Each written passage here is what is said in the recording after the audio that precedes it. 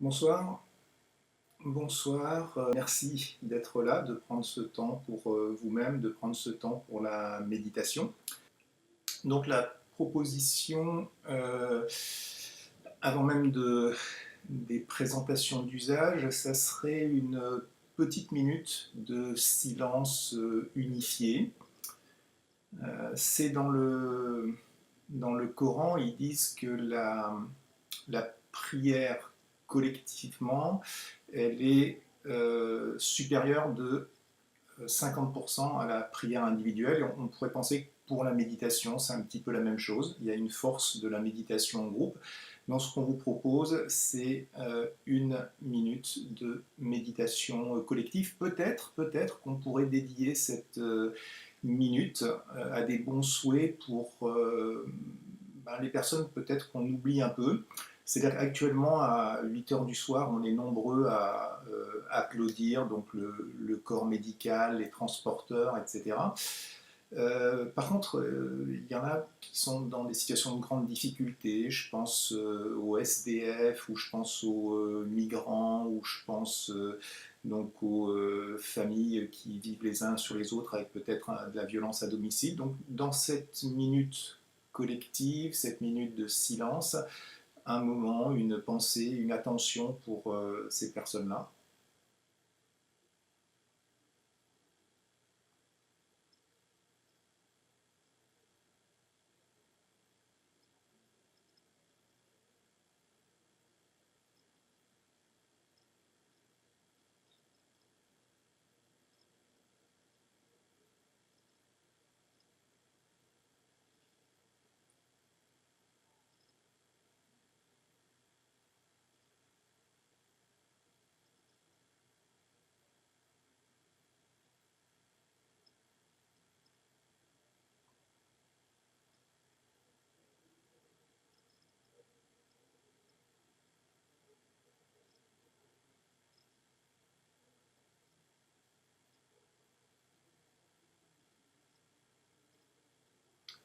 Ok, merci à nouveau, bienvenue. Donc le prénom de votre hôte ce soir pour cet atelier de méditation, donc c'est Christian, et cette méditation s'effectue à partir du centre de Raja Yoga de Nice. Nos amis anglais, quand ils viennent, c'est la première destination, donc pour les Anglais, ils disent Nice is nice. Donc ça veut dire que Nice, c'est un endroit qui est assez agréable. On est dans la zone verte actuellement, c'est-à-dire qu'avec le déconfinement, on va pouvoir recommencer à profiter un petit peu des environs. C'est assez étonnant parce que on s'attendait personnellement, vu qu'on est à 4 heures de Milan et 4h30 de Bergame, qui ont été les pics donc d'épidémie, qu'il y a un maximum d'Italiens qui font l'aller-retour donc entre l'Italie et puis la France, et puis qu'on a une des populations donc de manière assez notoire la plus âgée de France. On s'attendait à être un petit peu aux premières loges pour l'épidémie, mais il n'en a pas été ainsi. Donc encore une des choses à éclaircir pour la suite. Alors, vous voulez apprendre à méditer, hein, c'était le titre de l'atelier de ce soir, une série donc, qui aura lieu les mercredis. Et c'est un petit peu une gageure. Il y a une histoire qu'on raconte dans l'Inde ancienne, et c'est justement des yogis qui veulent apprendre à méditer. Et donc le maître, ce qu'il transmet donc à ses disciples, il dit celui qui arrive à méditer, à maîtriser son mental, il est supérieur à celui qui vaincrait 1000 adversaires dans 1000 combats différents. Donc 1000 par 1000 égale 1 million. Donc celui qui arrive à maîtriser son mental, il est supérieur à celui qui vaincrait 1 million d'adversaires. Puis après, ils ont une autre histoire sur laquelle on pourrait méditer aussi dans sa signification. Ils disent, imaginez un singe. Donc tout le monde a vu un singe. Donc le singe, c'est cet animal malicieux, des fois capricieux, donc qui saute de branche en branche. Et ce singe, il faut le visualiser, et puis ensuite, il faudrait imaginer qu'il a trouvé une bouteille donc d'alcool et qu'il est complètement donc enivré. Alors je pense que tout un chacun ici a vu une personne enivrée, donc elle ne s'appartient plus, elle est délirante, elle a des propos incohérents. Ce pauvre singe qui est ivre, il faudrait aussi imaginer qu'il a été pris par une mauvaise fièvre. Donc on est à l'intersaison, c'est toujours possible, une gastro ou une fièvre. Et donc on a vu, ou on a expérimenté soi-même la fièvre, c'est tremblements, cette attitude un petit peu confuse dans la tête, etc. Mais ces infortunes ne s'arrêtent pas là. Voilà qu'il a été piqué par un scorpion. Donc je ne sais pas si vous avez déjà été piqué par un scorpion ou vu quelqu'un, mais c'est une douleur qui est encore supérieure à celle d'une piqûre de serpent ou de frelon. Et donc littéralement la personne saute en l'air. Et ensuite, donc ce pauvre singe, voilà aussi qu'il est possédé par un esprit mauvais. Donc là, on fait référence, pour ceux qui ont un peu de culture cinématographique, à un film comme L'Exorciste. Et donc, vous avez tous vu ce que ça fait d'être possédé par un démon. Eh bien, ce que disaient les yogis de l'Inde ancienne, c'est ce pauvre singe, donc avec tout ce dont il souffre, c'est exactement l'image de votre esprit. C'est-à-dire que le singe désordonné qui sort de branche en branche, bah, c'est votre esprit qui est parti dans ce zapping insensé, qui, que, quoi, comment, après, et puis qu'est-ce qui va se passer ensuite, puis il a dit ceci. Donc une sorte de chaos généralisé. En plus, donc, il a trouvé une bouteille d'alcool et l'ivresse qu'il ressent, c'est l'ivresse de l'ego. Donc moi, je, mes idées, mes prérogatives, etc. Donc ça, c'est l'ivresse de l'ego. Ensuite, il est pris par une mauvaise fièvre. Et cette fièvre, c'est la fièvre des désirs. Ah, il me faut ceci, j'ai envie de cela, ça serait bien si je pouvais m'approprier ça. Ensuite, donc, il a été piqué par un scorpion. Donc là, c'est le scorpion donc, de la colère. C'est pas normal, ils n'ont pas le droit, et ils vont voir de quel bois je me chauffe, et donc on va prendre des mesures, etc. Et puis enfin, il est en proie à un mauvais démon, c'est-à-dire il est possédé par le démon de la jalousie. Donc, ah non, de la comparaison. Ah, eux, ils ont ça, moi j'ai pas, pourquoi, comment, etc. Donc, ça, 1 million d'adversaires et puis le singe, c'était le portrait de notre esprit il y a à peu près, on va dire, 3 000 à 4 000 ans, donc quand ces yogis étaient déjà en train d'essayer de méditer. Donc c'était une époque où il n'y avait pas toutes les news qui nous arrivent par la radio, par la télévision, il n'y avait pas les réseaux sociaux, le téléphone portable, il n'y avait pas l'internet, il n'y avait pas toutes les distractions. Donc ce qui veut dire que ce qui était considéré comme très difficile il y a 3 000 à 4 000 ans, c'est actuellement strictement impossible. Donc, du coup, l'atelier de méditation, il s'arrête là parce qu'on ne peut pas y arriver. Puis on vous invite à raccrocher, puis regarder les épisodes des Marseillais. Là, il paraît qu'ils mettent en rediffusion des anciens épisodes ou éventuellement un film téléchargé parce que c'est une singulière gageure. Alors, néanmoins, donc la difficulté que pointaient les yogis, donc ils disaient c'est une difficulté, voire une impossibilité, mais ça vaut le coup quand même d'essayer. Donc ça vaut le coup d'essayer et on peut vous poser la question à vous, pourquoi est-ce que vous voulez méditer? Donc on prend un petit peu de temps pour ce dialogue avec soi-même. Ce dialogue, c'est déjà de la méditation. Hein. C'est un premier niveau de méditation, c'est cette introversion, ce dialogue, ce regard intérieur. Donc je me pose la question, donc finalement, mais pourquoi j'ai envie de méditer? C'est à la mode, j'en ai entendu parler, mon médecin m'a dit que je ferais bien, etc. 30 secondes, 1 minute.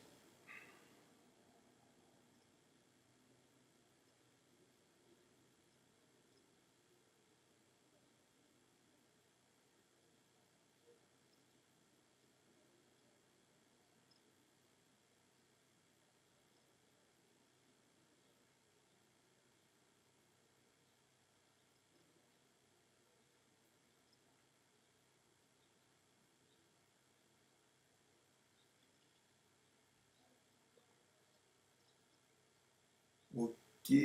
Donc, assez souvent, beaucoup de personnes qui franchissent la porte d'un Raja Yoga, c'est pour la paix de l'esprit. Donc, ils cherchent un moment de calme, donc de détente dans un rythme de vie qui est assez effréné. Il y en a aussi beaucoup donc, qui sont intéressés par une meilleure connaissance de soi. Et donc, bonne nouvelle, la méditation du Raja Yoga, elle s'adresse facilement à ces deux populations. Donc, probablement, ce qu'on va ambitionner dans un premier temps, c'est faire un moment de pause hein, dans le déroulement, dans l'excitation générale. Et puis, dans un deuxième temps, eh bien, à la faveur de cette introversion salutaire, cette meilleure connaissance de soi. Alors, comme vous le savez pour la plupart d'entre vous, la méditation commence toujours par une phase de relaxation. Alors peut-être qu'en ces périodes où on ne fait pas trop de choses, où on n'est pas trop dans l'extraversion, elle est un petit peu moins nécessaire. Néanmoins, ça vaut le coup donc de s'y familiariser. Et puis peut-être certains d'entre vous en ont besoin en fin de journée. Donc c'est ce qu'on va faire, un petit moment de relaxation. Donc 3 étapes en gros, relaxation, concentration, méditation proprement dite. Donc on va commencer par un petit moment de relaxation.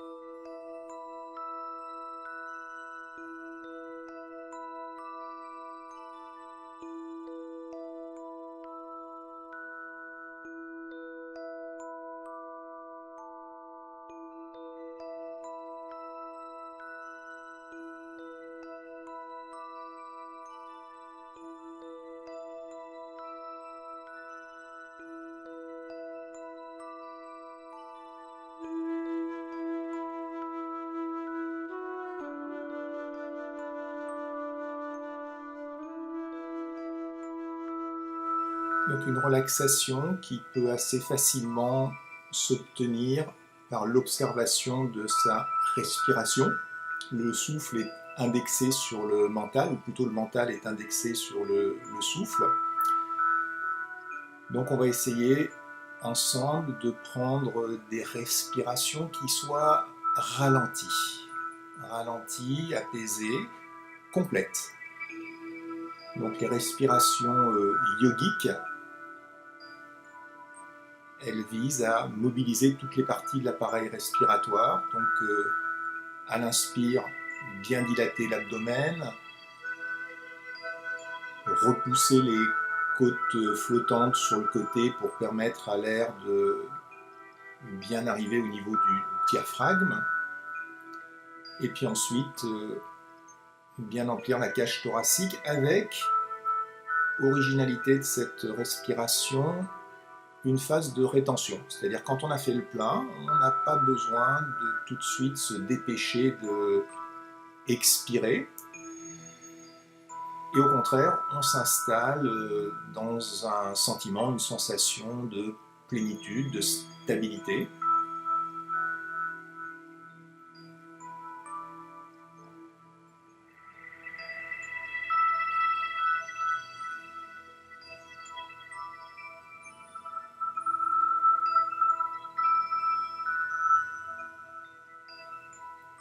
Et puis tout aussi lentement et tout aussi complètement.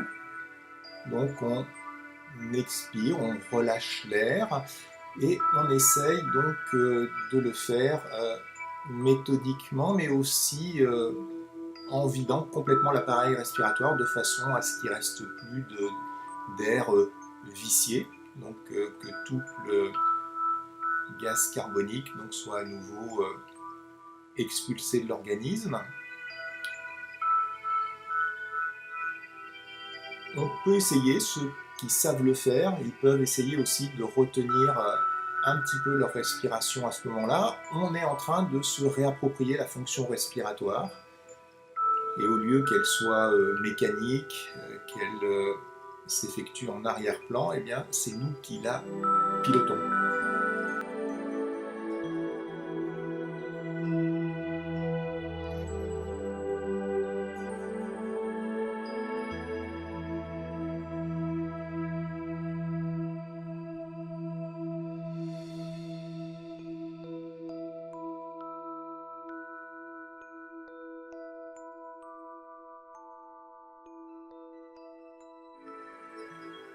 Ah, ça, c'était l'aspect un petit peu quantitatif. On maximise l'apport en oxygène, en air frais dans l'organisme. Après, il y aurait un aspect qualitatif. Et donc, au moment même où on inspire, il y aurait pourquoi pas un sentiment de gratitude ou d'appréciation. Ah, super, je suis en train de respirer, j'ai cette possibilité. Après tout, il y a pas mal de nos contemporains récemment qui étaient placés sous assistance respiratoire parce qu'ils n'arrivaient pas à le faire. Moi, j'ai la possibilité donc d'inspirer à volonté, dans la quantité que je souhaite, un air et probablement aussi un air de qualité. Hein, on n'est pas dans une mégalopole trop polluée. Donc sentiment d'appréciation, sentiment de gratitude, de bien-être associé à cette respiration. Je suis vivant.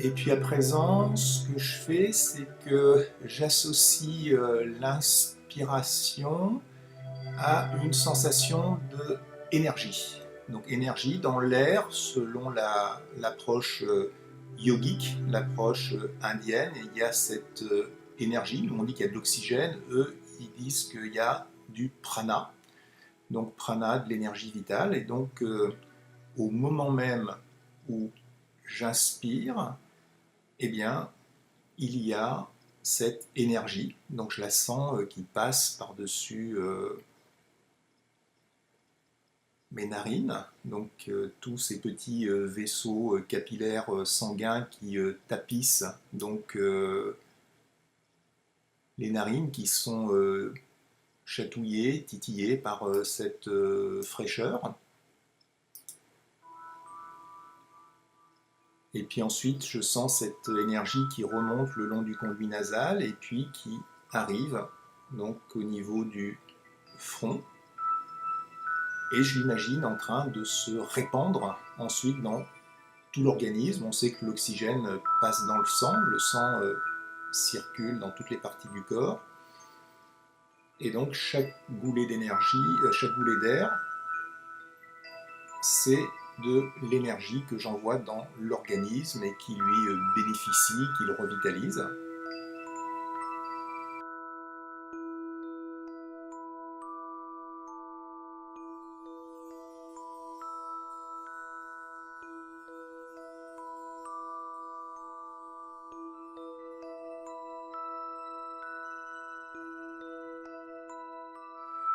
J'accompagne cette énergie en même temps que la respiration. Donc cette énergie qui se répand partout et puis qui bénéficie à mon visage peut-être dans un premier temps qui a été beaucoup sollicité dans la journée. Donc les yeux qui ont cligné, qui ont papilloté, qui ont scruté, qui ont observé. Donc ils bénéficient de cette énergie restauratrice. La bouche aussi que j'essaye d'épanouir dans un demi-sourire. Ça mobilise moins de muscles. Et puis donc elle aussi bénéficie de cet apport d'énergie, de fraîcheur. Et donc cette énergie ensuite se propage dans le corps jusque vers les orteils d'un côté, vers les phalanges de l'autre, effectue son travail de régénération, réénergétisation.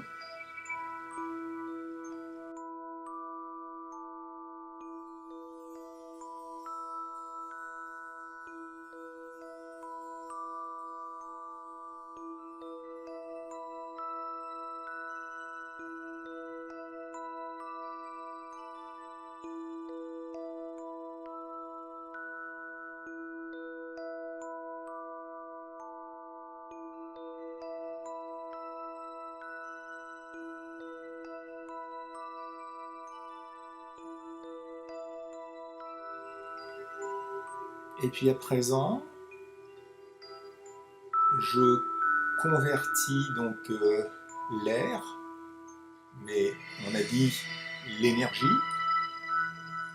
que j'inspire, je la convertis en lumière. Donc quand j'inspire, en fait, c'est de la lumière cette fois-ci, donc je peux la visualiser. Après tout, devant moi, si je médite avec les yeux ouverts, j'ai de la lumière. Et donc je visualise cette lumière en train de remonter le long du conduit nasal, d'arriver à la racine du nez, et puis ensuite d'envahir tout le corps de haut en bas à la manière donc d'une nappe de lumière qui descendrait progressivement, centimètre par centimètre, organe par organe. Donc cette nappe de lumière qui d'abord irradierait à l'intérieur de la boîte crânienne, chaleureuse, relaxante, apaisante. Et puis ensuite, la respiration suivante, elle descend un petit peu plus bas, elle arrive au niveau de la nuque. S'il y avait encore des contractions, eh bien cette conjonction de lumière, d'énergie achève de relâcher ce qui était tendu. La respiration suivante, c'est les épaules qui en bénéficient, et s'il y avait là aussi une quelconque tension, eh bien, ce qui était tendu se détend à la faveur de ce passage, de cette douce lumière, de cette lumière bienfaisante, énergétisante. Et puis ensuite, elle se propage, cette nappe de lumière, un petit peu comme un scan corporel, elle se propage de haut en bas, et maintenant elle visite le tronc, les avant-bras, jusqu'aux mains, jusqu'aux phalanges, et puis tout le tronc, le bassin, les jambes.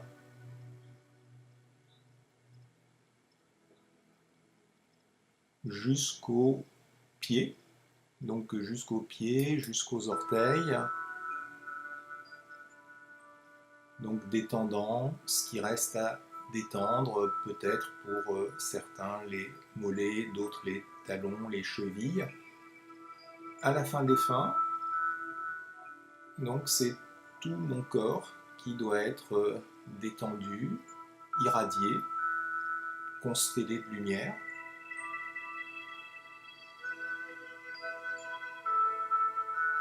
Et à présent, je vais rester 1 minute, 2 minutes avec cette perception de moi-même comme justement constellé de lumière, et à chaque inspiration en train d'irradier de la lumière, un petit peu comme s'il y avait une aura de lumière autour du corps.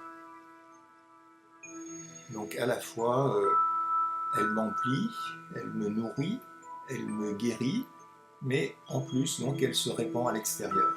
Donc pendant 1-2 minutes, je suis à moi-même cette source de lumière qui dessine autour de moi comme un halo ou comme une aura.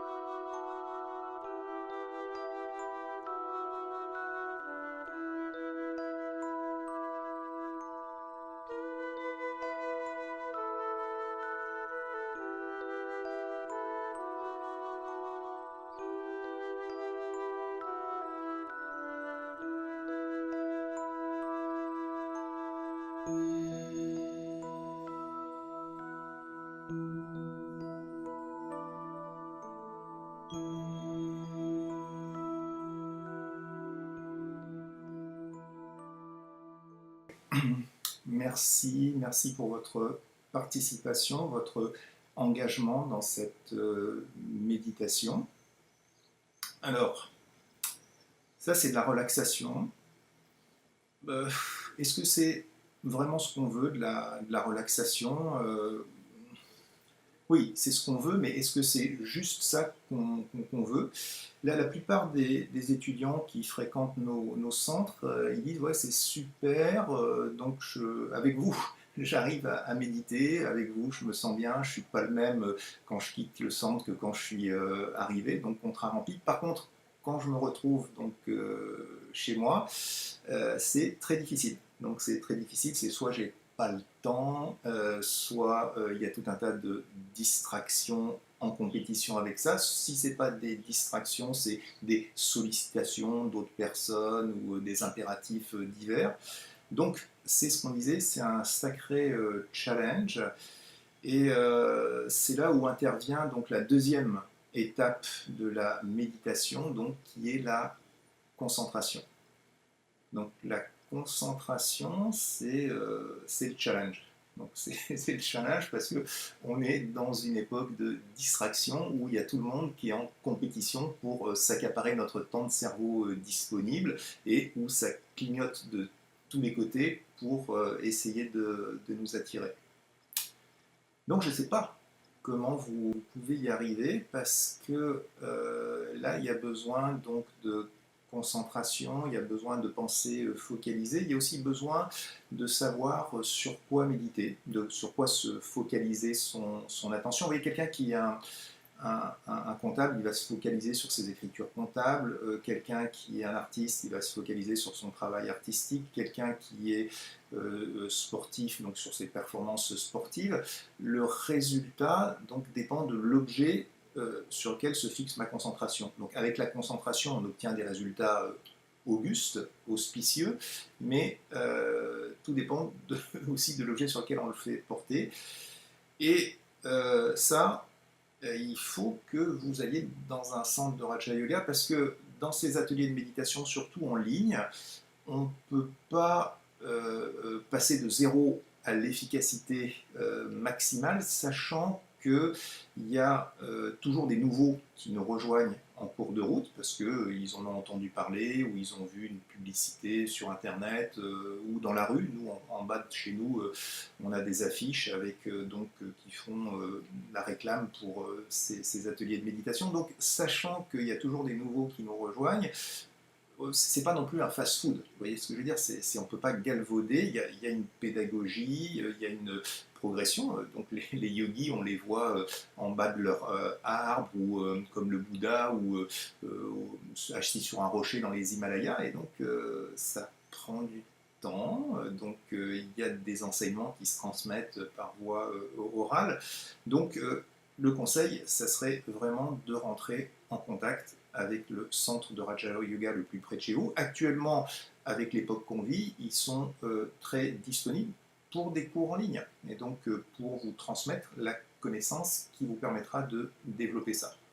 Bon, néanmoins, que vous ne soyez pas venu pour rien, donc cette concentration, pour vous donner une petite idée de la direction dans laquelle elle pourrait se diriger. Donc les yogis de l'Inde ancienne, ils avaient ce système donc, de circulation de l'énergie qui s'appelle la Kundalini, et ils avaient identifié différents centres au nombre de 7 dans le corps. Donc par exemple l'Asie, les Asiatiques, etc., leur invention, c'est l'acupuncture. Hein, donc ils ont inventé ce système avec les méridiens, les points, et donc une des contributions de l'Inde à l'humanité, c'est ce système des chakras. Donc chakra, ça veut dire cercle en sanskrit, et là on voit des centres névralgiques, ils sont au nombre de 7, et chacun, ils sont en charge de la régulation de processus à l'intérieur du corps. Donc celui au niveau de la gorge, par exemple, c'est les processus émotionnels ou hormonaux. Celui au niveau de la poitrine, c'est celui des processus cardiovasculaires, et puis celui au sommet, donc c'est ceux relatifs aux processus neurobiologiques, mentaux, spirituels. Il y a également une deuxième image ici, où on voit que ces chakras, donc, ils correspondent à des énergies. Donc il y a des énergies, par exemple, qu'ils ont représentées avec des couleurs rouges en bas, c'est des énergies très terrestres, telluriques, un petit peu primaires. Et quand on se dirige vers la couleur violette, c'est des énergies spirituelles. Et donc le but de la méditation, c'est cette sublimation, cette transformation d'énergie pour l'ouverture des centres nerveux supérieurs. Alors, le Raja Yoga, lui, non, Raja Yoga qui est une technique de méditation donc plurimillénaire, déjà citée dans les livres de Patanjali, donc celui qui a codifié tous les yogas. Donc lui, il se dit, mais finalement, puisqu'il s'agit d'arriver à ouvrir les chakras du haut, eh ben, on va se focaliser directement sur l'ouverture, un petit peu comme si vous étiez en train, en voulant modifier le débit d'un fleuve, au lieu de partir de la source, vous direz, ben, je vais élargir donc l'embouchure pour modifier le débit ou le parcours du fleuve. Donc, on se focalise dans notre méditation essentiellement sur ces centres nerveux, donc les centres nerveux notamment au milieu du front, là celui qui s'appelle Ajna Chakra, cette couleur mauve au milieu du front entre les deux yeux. Et donc il va s'agir dans notre méditation de renforcer, stimuler donc ce chakra, et l'idée qu'on présente, bien propre à la méditation du Raja Yoga, c'est que ce centre donc énergétique, cette énergie, c'est en fait une énergie vitale qui anime donc ensuite l'enveloppe de matière. Donc ça, vous voyez, c'est ça qui demande un petit peu, parce que là, on le balance brut de décoffrage, mais c'est ça qui demande une prise en main, c'est ça qui demande donc une familiarisation. Et donc la pratique du Raja Yoga, elle vise précisément à apprendre. Et donc c'est une transmission orale, c'est des exercices sur plusieurs séances qui visent à nous permettre de faire cette dissociation entre l'espace intérieur, l'espace extérieur, la personne qui expérimente et l'expérimentation, ce qui est vu et la personne qui voit, ce qui est pensé et ce qui est le penseur. Vous voyez, il y a cette différence à effectuer. On va faire un petit exercice de méditation ensemble pour vous permettre de toucher ça du doigt. Et on va vous demander pendant une minute, ça semble pas long, mais une minute, de ne penser à rien du tout. Une minute, top chrono.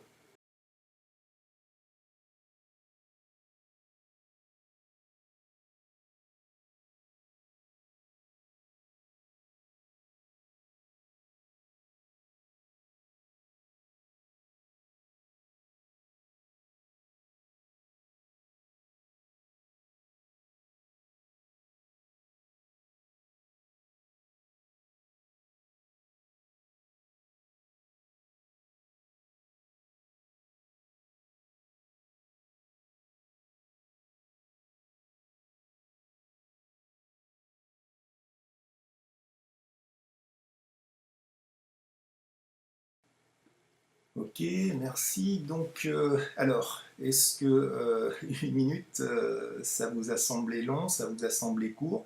Assez probablement, ça vous a semblé long parce que vous étiez en train de dire, faut que je pense à rien. Au passage, ne penser à rien, c'est déjà une pensée. Ou alors, il y avait un bruit qui provenait de l'espace extérieur, que ce soit la rue ou la pièce à côté, ou une démangeaison ou n'importe quoi. Donc, probablement que c'était plus ou moins réussi. Mais la bonne nouvelle, c'est que vous avez quand même tous réussi l'exercice parce que ce qu'on pose comme question donc, à la fin de cet exercice, c'est qui était en train d'essayer de stopper quoi de penser.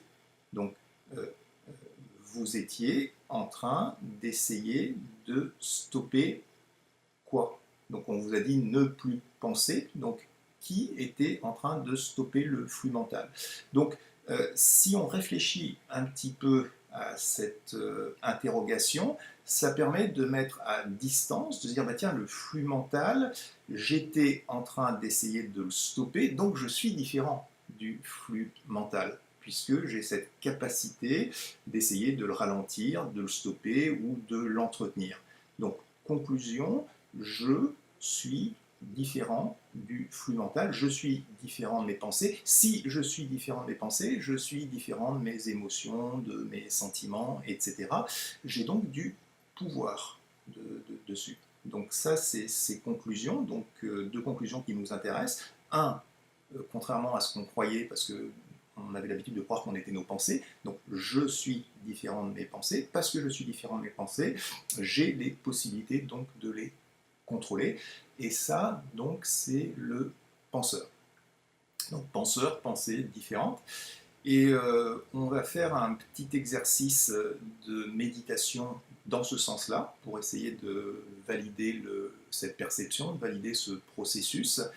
Donc, le postulat, c'est qu'on est cette énergie qu'on a vue tout à l'heure dans ce poster de la Kundalini, et on est donc différent de l'enveloppe corporelle. On a une existence donc à part entière. On est l'énergie vitale qui anime ce corps, un petit peu comme dans un sous-marin atomique. Il y aurait la pile atomique qui permettrait à la structure de se déplacer. Et donc, on va faire une petite méditation dans ce sens-là pour toucher ça du doigt au niveau des sensations.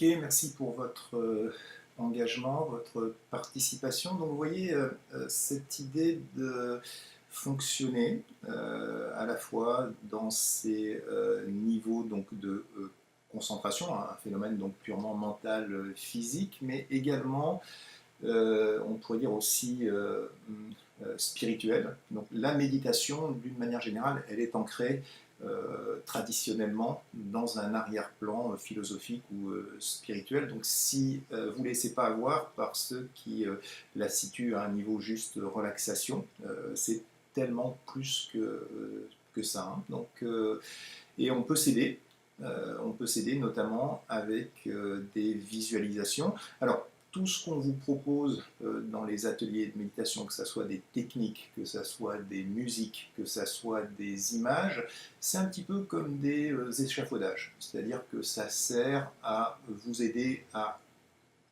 obtenir un ressenti, une sensation.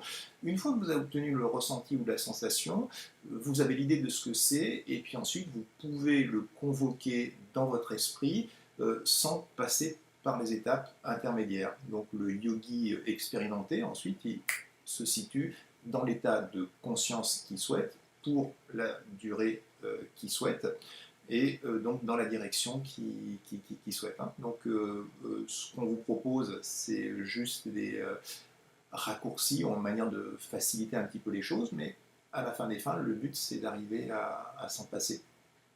Alors justement, on va faire quelque chose, une méditation dans ce genre-là. Donc là, on avait un support visuel qui était illustratif. Et là, on va faire donc une autre méditation, mais cette fois-ci avec un support visuel plus dépouillé. Et ensuite, le but, ça serait de faire cette même méditation sans support du tout. Donc on est parti pour une autre méditation.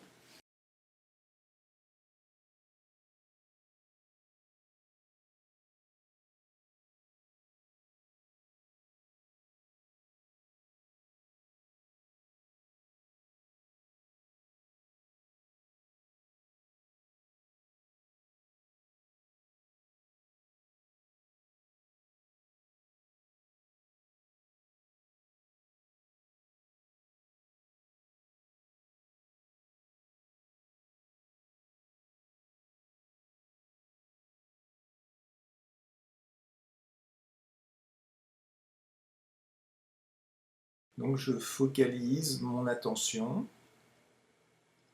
sur ce que je vois en face de moi.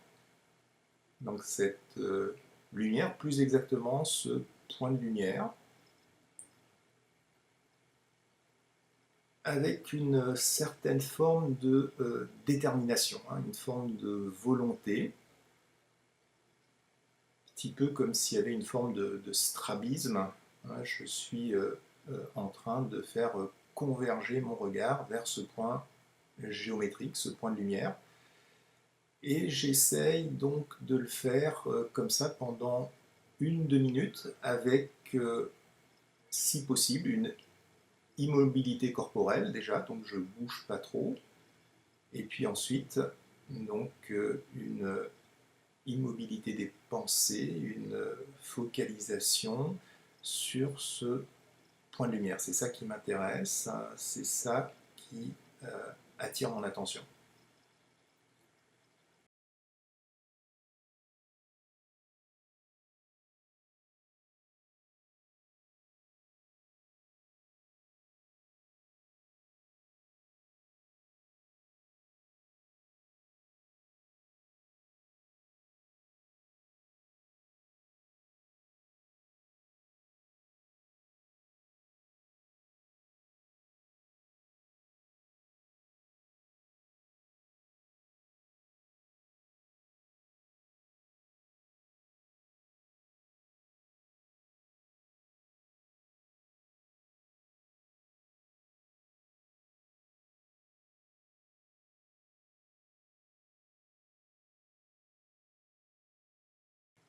Donc ce qui se passe quand je maintiens mon attention comme ça, et vous pouvez le refaire à volonté en fixant même un point au plafond, chez vous, ailleurs, c'est que tout le reste semble se fondre dans une sorte de lumière un peu nébuleuse, c'est-à-dire si ce point est devenu l'objet essentiel de mon ascension, donc tout le reste perd un petit peu de sa consistance.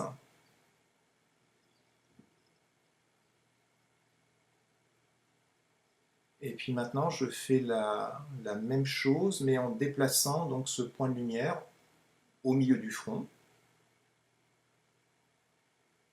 comme on a vu sur les images tout à l'heure. Et donc je suis à nouveau ce point de lumière en train d'irradier. Donc j'inspire, j'amène de l'énergie au niveau de ce centre névralgique et j'expire, et bien j'intensifie ce rayonnement, j'intensifie ma concentration, ma focalisation au milieu du front.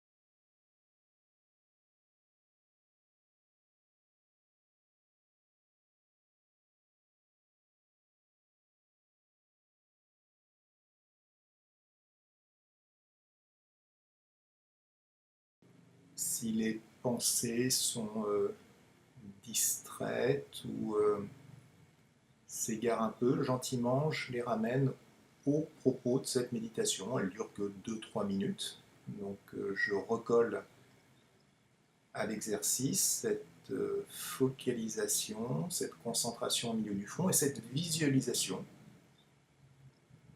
donc celle d'un point de lumière, un petit peu comme une étoile en miniature ou un soleil en réduction, en train de rayonner dans toutes les directions, donc devant, derrière, dessus, dessous, à droite, à gauche, avec une certaine intensité. Donc je nourris ça en énergie à chaque inspiration et je fais évoluer donc le rayonnement vers plus d'intensité, plus de lumière à l'expiration.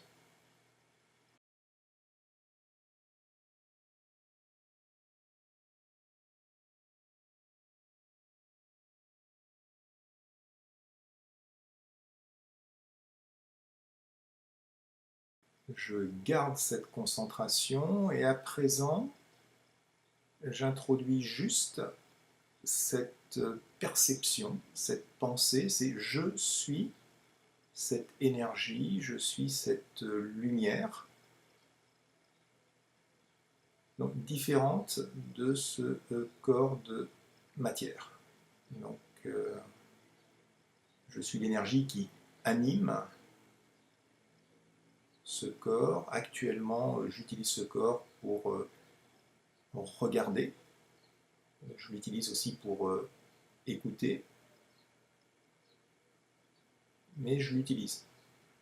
Donc j'utilise ses yeux comme des fenêtres ou des périphériques de vision, j'utilise ses oreilles donc comme des périphériques audio, j'utilise ses mains comme des périphériques de saisie, mais je suis différent. Donc je suis de la lumière, je suis de l'énergie, je suis de la conscience, je suis de la pensée.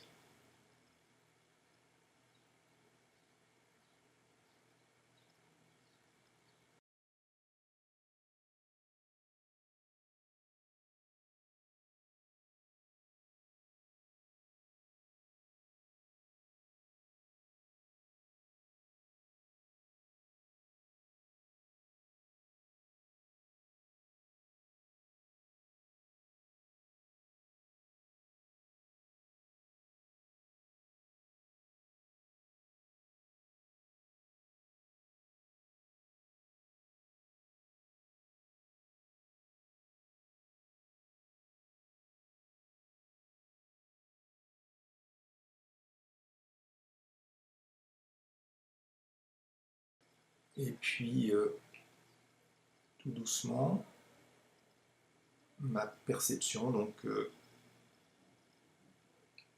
redevient plus présente à l'environnement immédiat. Donc à nouveau, je fais attention aux bruits qui me parviennent de l'extérieur, que ce soit la rue, la pièce à côté. Mon corps est sensible aux informations que lui transmet l'épiderme, donc chaleur peut-être, ou texture. Mes yeux enregistrent les informations donc de couleur, de forme, mais j'essaye de prolonger donc cette conscience d'être l'opérateur, donc aux commandes de ce véhicule corporel, comme si c'était un automate, l'habitant donc de ce corps, différent de ce corps. Hein. Donc je suis de l'énergie, je suis de la pensée, je suis de la lumière, et c'est ça donc, qui m'autorise ensuite l'obtention de conscience, de paix, de détachement, de stabilité. Hein. C'est cette première étape-là que je suis invité donc à approfondir et à développer.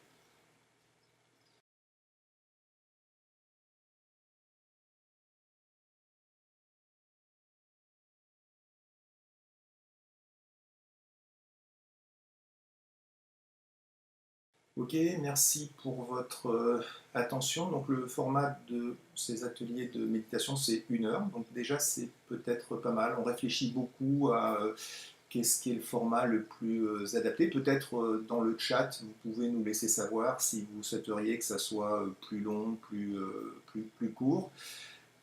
Probablement que il y a des sensibilités différentes, mais aussi peut-être quelque chose qui se dégage au niveau commun. Donc n'hésitez pas à nous le faire savoir. C'est bien. On a besoin, notre méditation, elle n'est pas vide, c'est pas de la relaxation, c'est pas juste du bien-être, mais elle se nourrit donc de réalisation, elle se nourrit de réflexion, elle se nourrit de ce dialogue intérieur. À un moment donné, il faut bien l'alimenter avec du combustible. Donc ce combustible, c'est l'ancienne sagesse indienne. Donc heureusement qu'on n'a pas réinventé l'eau tiède.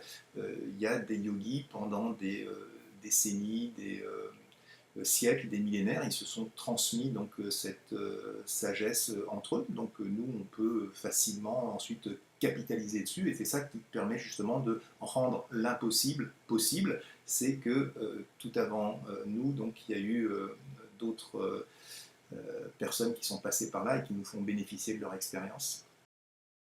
Ok, merci, à bientôt. Salutations à tous ceux à qui j'ai pas eu l'occasion de dire bonjour en cours de route. Et puis on va se quitter avec un dernier audiovisuel, histoire de prolonger un petit peu l'instant méditatif. Voilà, à bientôt, au revoir.